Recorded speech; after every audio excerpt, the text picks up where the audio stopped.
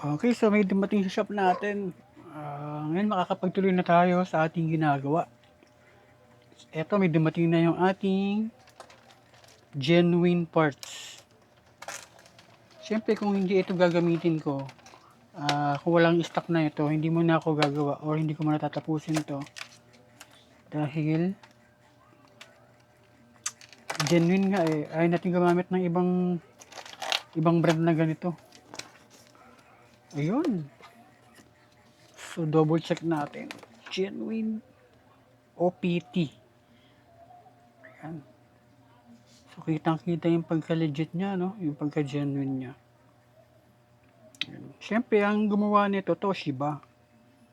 Toshiba lang naman talaga ang legit na gumagawa ng ganitong code.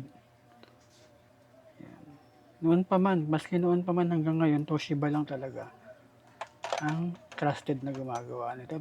Although meron ng gumagawang ibang brand, so iba nga nilalakihan na lang yung chips para mas mukhang ano na sila eh. Yan o, ito yung patandaan ng legit parts. So ito ay 2SC 5200 at 2SA 1943. So kung hindi ito yung gagamitin ko na galing mismo sa kinukuha natin, ay hindi ako gagawa ng DIY. Kasi sobrang tagal na natin nagdi-DIY, no? Subok na natin to. At bukod doon, genuine talaga to. Made from Toshiba. So, ang isang box nito 500 pieces pero hindi tayo kumuha ng ganong kadami dahil wala tayong budget. So, ito lang muna. Yan, so ito. Legit. Ayan o. Sa physical appearance, legit. Siyempre, hindi naman yan nakukuha sa pagiging PC sa physical appearance mismo. Yung sa mismong supplier mo, siya mismo ang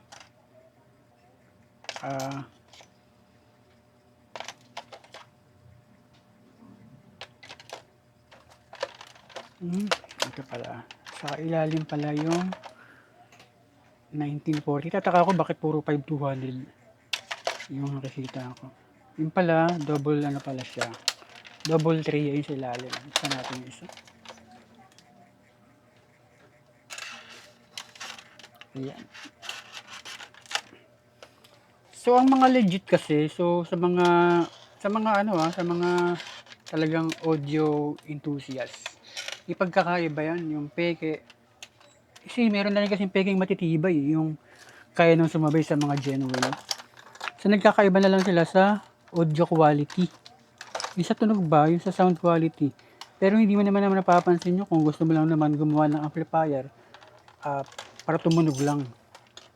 Diba? Ay, bumukas. So, ang gumagawa ka lang naman ng amplifier para pag tumunog na, para sa'yo ay okay na. So, hindi mo na yun mapapansin. Tayo kasi, medyo sobrang tagal na kasi natin nag-DIY. So, medyo na, ano na rin natin yan. Ayun. Yun. Salamat sa nagpadala. Dumating na at may tutuloy na natin yung ating DIY. Ayan, no? Made in Japan. Made in Japan. Meron pa yung code. Ayan, no? Sa tray niya mismo. Sa tray mismo, nakasulat naman. Ayan.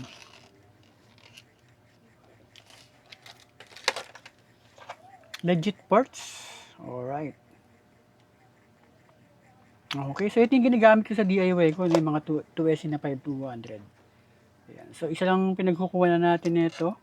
So, siya mismo yung bagsakan ng Toshiba sa Pilipinas ng gantong code. So, wala nang iba. Yung ibang nagpaparating, siguro mga, ano yan, Toshiba na galing Singapore or galing, pero doon din galing sa mismong Toshiba, pero sa Singapore na bagsak. Tapos doon na lang kinukuha or sa Hong Kong, parang ganun. Etong kinuha natin, siya talaga yung legit na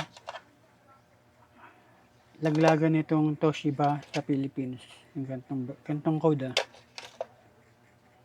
Alright, so enjoy na natin ngayon ang pag-assemble dahil dumating na ang ating output power transistor. Okay, so ayan na. So nakalimutan natin magkuha ng heatsink. Ito kasi 12 inches to. Supply voltage niya ay 155 ay 150 050 100 volts AC. Ayan. So itong gagamitin natin sa kanya OPT. Ayan. Hinihintay lang natin dumating. Ito yung diode niya para sa power supply, Guerte. Ayan yung kanyang ano. So lahat yan ay legit. Tsaka mga genuine. O hindi na tayo dapat napipeke. Sa tagal na natin, mapipeke pa ba tayo? Dapat hindi na, no? At alam na natin yung mga parts na ginagamit natin. At kung makita na natin yung mga piyesang kailangan natin, huwag na tayong humanap pa ng paiba-iba. Okay, so thank you. Hanggang dito na lang.